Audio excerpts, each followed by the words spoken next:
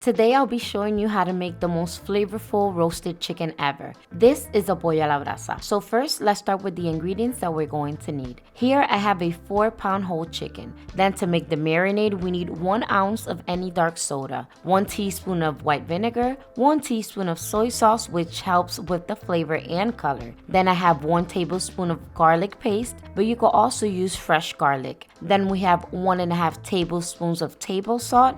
Then you need half a teaspoon of black pepper, 1 teaspoon of chicken bouillon, then half a teaspoon of cumin, sage, and thyme, and 1 teaspoon of dry oregano. You also gonna need 1 tablespoon of MSG. The first thing that I like to do to the chicken is to dry it with a paper towel. If you're looking to get a very crispy skin, this helps, but I mainly do it so it won't water down my marinade because I'm not going for a super crispy skin. So I make sure to dry both sides well. Then I like to clean the chicken because sometimes the chicken will still have feathers or the roots of the feather. So just take a knife to remove the little black spots. Then we have to remove the extra fat part at the bottom of the chicken because while most of the fat in the chicken will melt while cooking, these big pieces usually don't. They just cook to be kind of soggy and not very good. Now we need to prepare the marinade by adding all the ingredients together. If you're using fresh ingredients like whole garlic cloves or thyme, it is best to make the marinade in a blender so you could create a smooth paste. Now,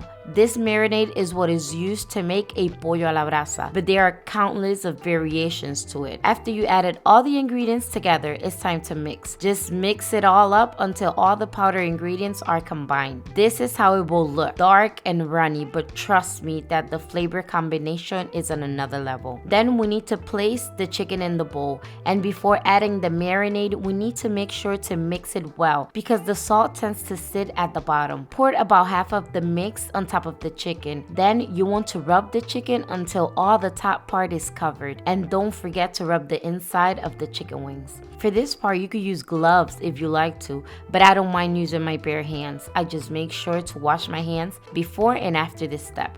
Then we flip the chicken because what we want to do is pour some of the marinade inside of the chicken. This will help the chicken to have some flavor from the inside out. Then with your hands, rub the seasoning inside. We're trying to make the chicken to have flavor in every little piece of meat. Then we flip the chicken so the back part is up and add some of the marinade and again, rub it all over including under the chicken wings. Then I flip the chicken again so the breast part is up. What I like to do is carefully lift the skin of the chicken breast area. You can carefully use the back end of a spatula or a spoon, or you can simply use your fingers like I'm doing here. Then what you want to do is pour some of the marinade in between the meat and the skin. Now rub the mix in as far as you can, but be careful not to break the chicken skin. This part looks messy, but is well worth it. Trust me. Once we finish doing both sides, we need to flip the chicken once more so the breast part can be facing down. This is done so the breast can sit in the mix while marinating. Usually I leave the chicken to marinate for 1 hour in my counter at room temperature, but if you have time,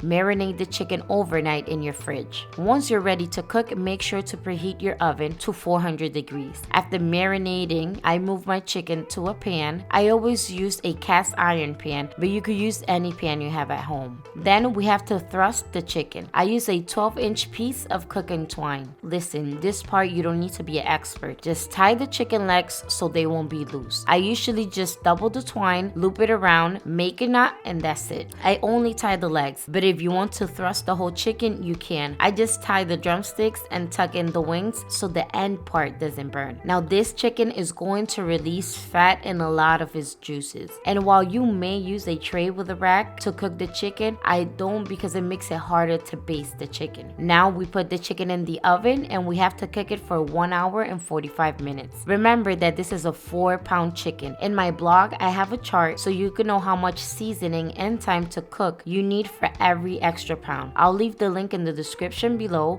so go and check it out. Now after the first 40 minutes of cooking, take out the chicken to baste. With the help of a spoon, make sure to wet all the skin of the chicken. This is going to help to keep the skin just like a pollo a la brasa, where the skin is flavorful but soft, just like a rotisserie chicken. In fact, this recipe is meant to be in a rotisserie style, just like you see here, where the chicken cooks in its own juices and you get soft skin. The basting process, you must repeat it every 20 minutes, so it's going to be around 3 times.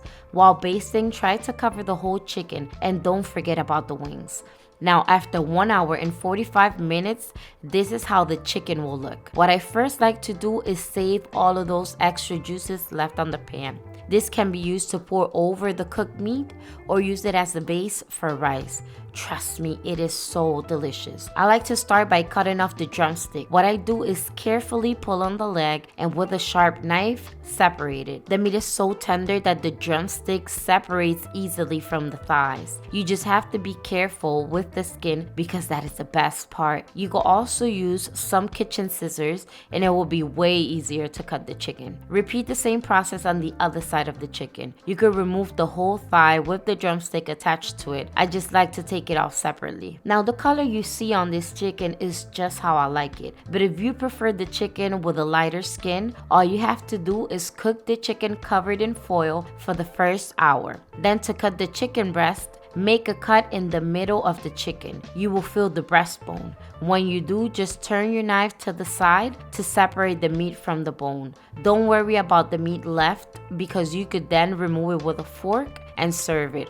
Or you could save the meat to make tacos or stir fry. Or just simply leave the meat in the bone and use it as a base for a stock. After I remove the chicken breast, I like to cut them into pieces. Always making sure to keep the skin intact so every little piece has its own piece of skin. And of course, any little droppings, feel free to eat them. This is how the chicken looks. It is juicy, tender, and more importantly, it is full of flavors. Try it and let me know if you like it. If you have any comments or questions, please leave them below. Remember that the printable recipe link is in the description and also the chart quantities and cooking time. Buen provecho and thanks for watching.